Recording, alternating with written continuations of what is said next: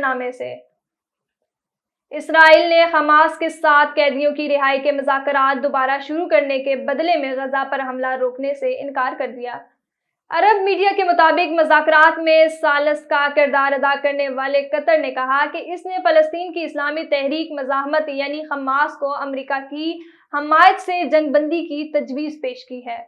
Canada کی عدالت نے ہردیپ سنگھ نجر کے قتل کے الزام میں گرفتار ملزم امن دیپ سنگھ پر فرد جرم عائد کر دی۔ میڈیا رپورٹ کے مطابق امن دیپ سنگھ ان 4 افراد میں شامل ہیں جن پر اوٹاوا میں قتل کے الزام میں فرد جرم عائد کی گئی۔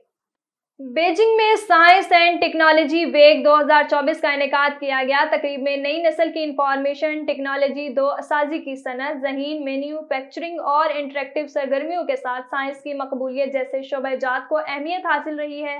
مزید تفصیلات بیجنگ سے ہمارے نمائندے شاہد افراز خان کی رپورٹ میں۔ چین کے دارالحکومت بیجنگ میں سائنس اینڈ ٹیکنالوجی ویک 2024 کا انعقاد کیا گیا۔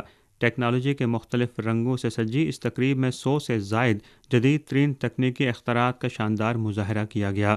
7 روز تک جاری رہنے والے یہ تقریب 2000 مربع میٹر پر محیط رہی، جس میں نئے معیار کی پیداواری قوتوں کا موضوع کلیدی نکتہ رہا۔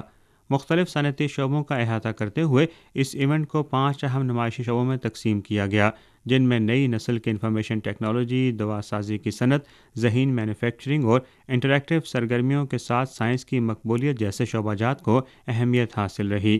سائنس اینڈ ٹیکنالوجی ویک دیکھنے کے لیے آنے والے شرکاء نے مصنوعی ذہانت، نیو مٹیریل اور روبوٹکس پر مشتمل اہم تکنیکی کامیابیوں کو بھرپور انداز سے سراہا۔